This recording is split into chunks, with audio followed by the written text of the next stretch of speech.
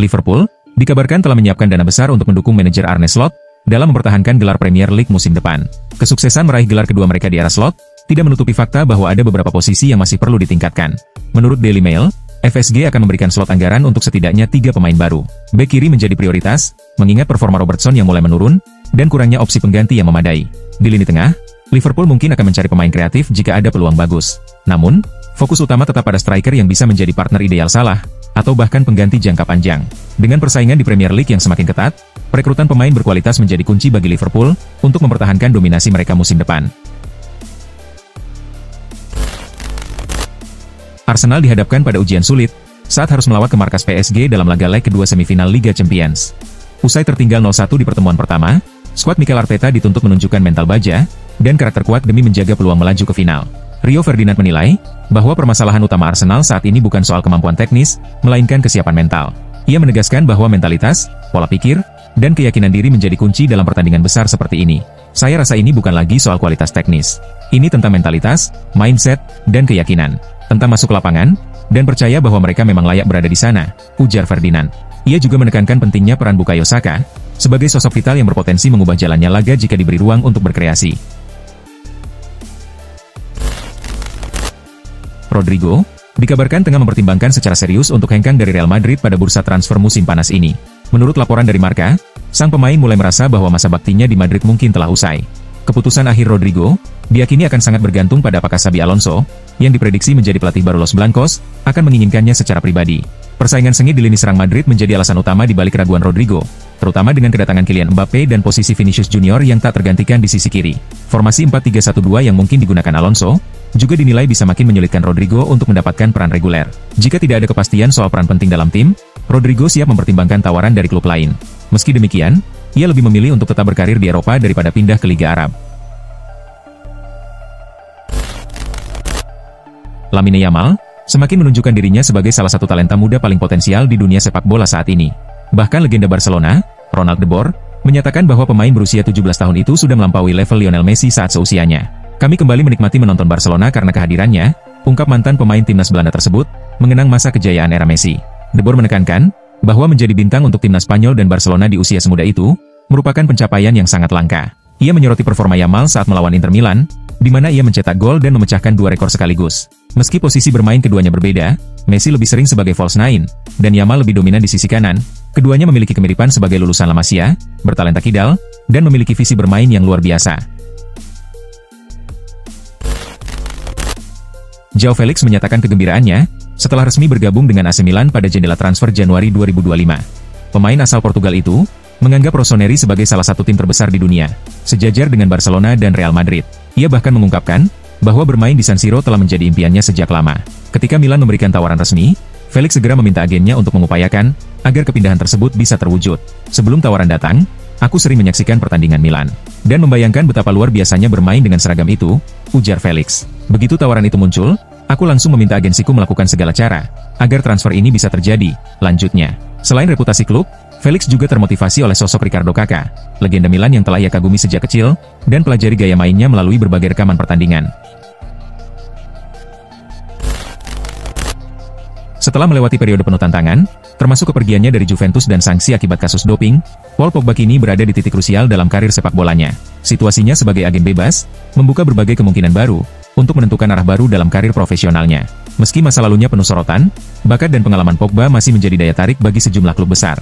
Salah satu klub yang dikabarkan tertarik untuk mendatangkannya adalah Marseille, yang melihat Pogba sebagai tambahan penting untuk memperkuat lini tengah mereka.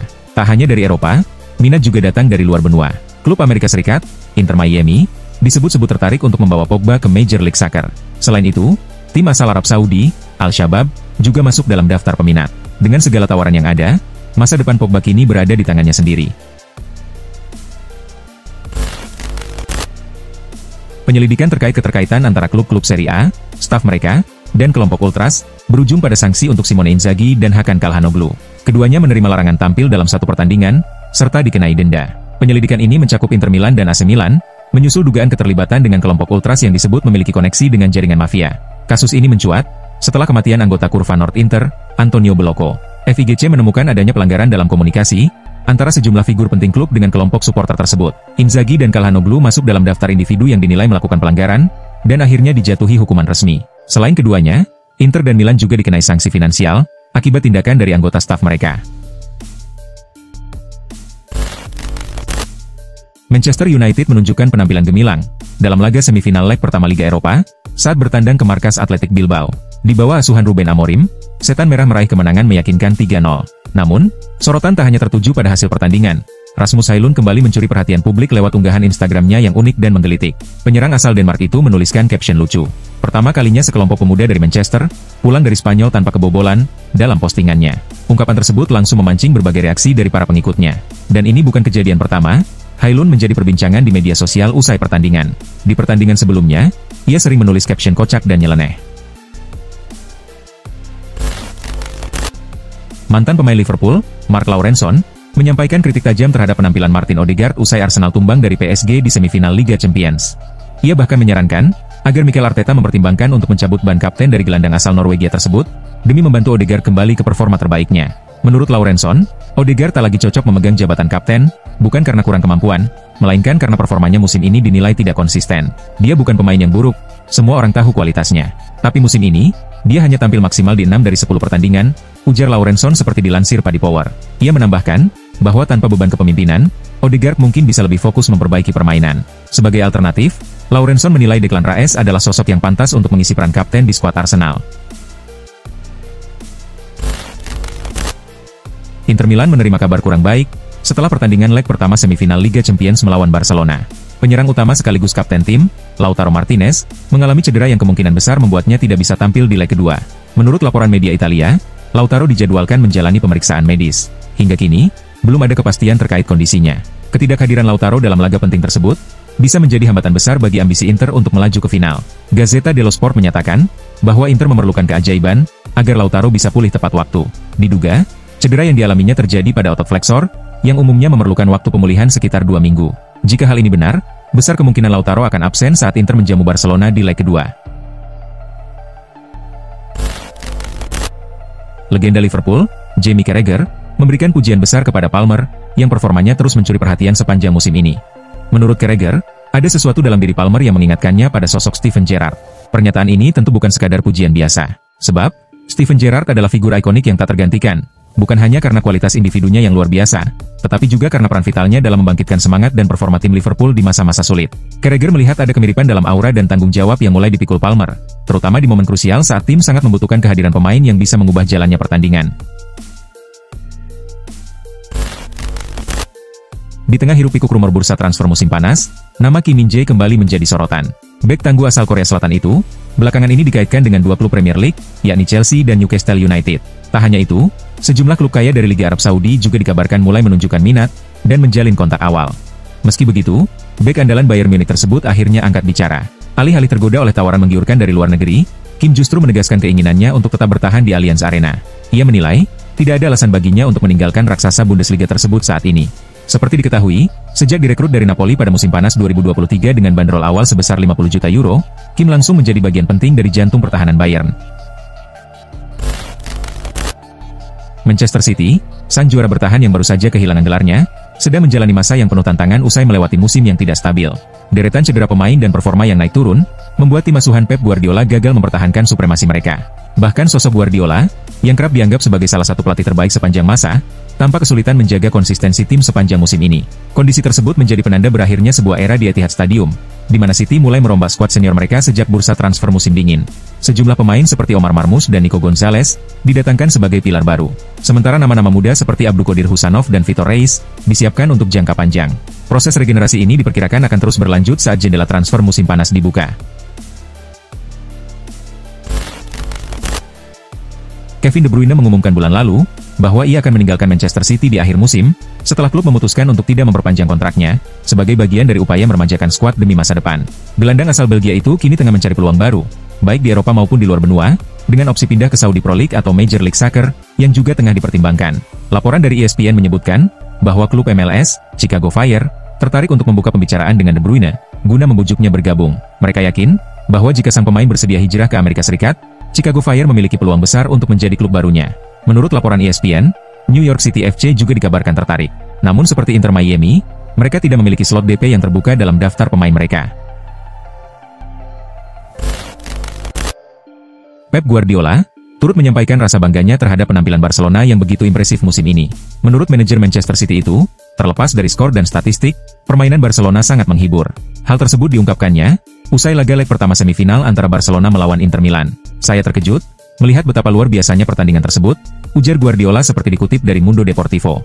Ia menambahkan bahwa pertandingan-pertandingan seperti itu akan selalu menarik penonton ke stadion dan menjaga keberlangsungan industri sepak bola. "Saya hanya bisa bersyukur atas kedua laga semifinal yang luar biasa, terutama pertandingan kemarin antara Barcelona dan Inter. Jika tim-tim bermain seperti Barcelona, stadion tak akan pernah sepi, dan masa depan industri ini akan tetap cerah. Para penggemar Barcelona pasti sangat bangga, tak peduli bagaimana hasil akhirnya," ujarnya lagi.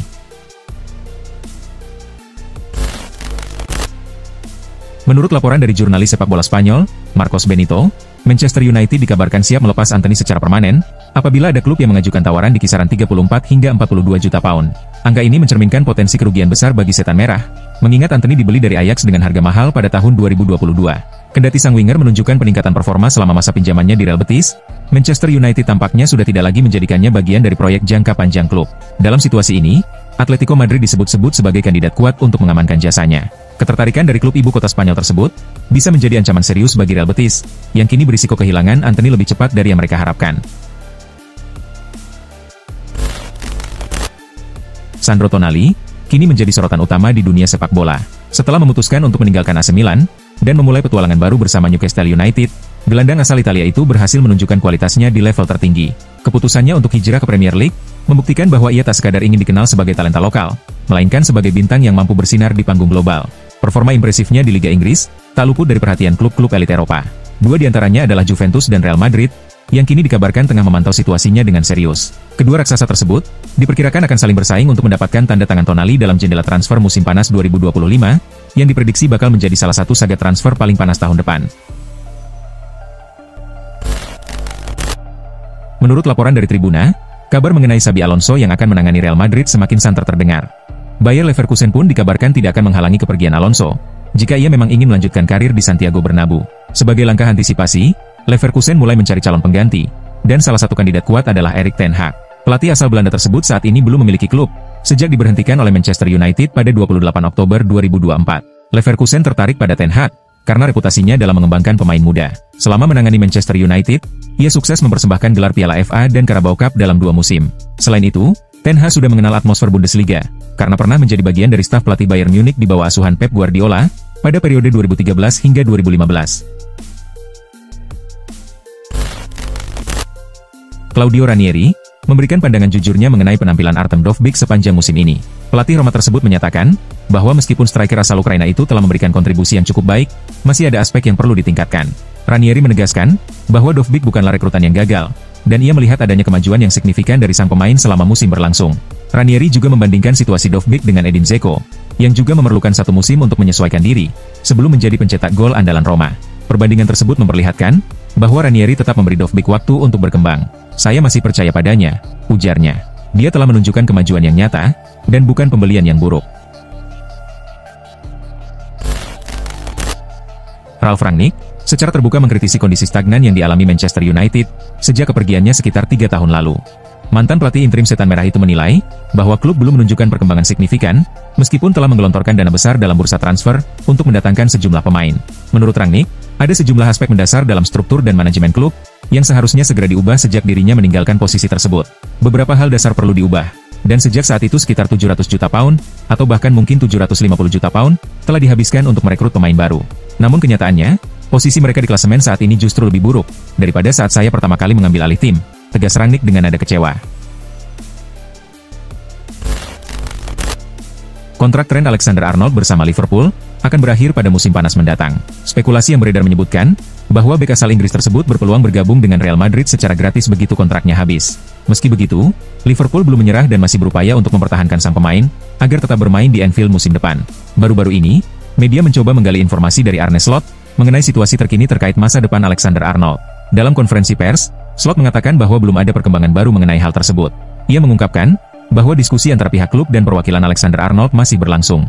Saat ini belum ada informasi terbaru. Dan kalaupun ada, media bukanlah pihak pertama yang akan mengetahuinya, ujar Slot dengan nada tenang.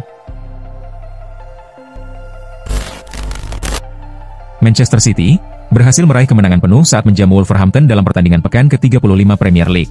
Meski tampil dominan dalam penguasaan bola, laga ini tidak berjalan dengan mudah bagi The Citizens. Peluang yang tercipta pun terbilang minim, terutama di paruh kedua pertandingan. Satu-satunya gol yang tercipta dalam laga tersebut dicetak oleh Kevin De Bruyne. Berkat kemenangan ini, Manchester City kini mengoleksi 64 poin dari 35 pertandingan, dan menempati posisi ketiga di klasemen sementara Liga Inggris. Sementara itu, Wolverhampton menempati peringkat ke-13 dengan raihan 41 poin.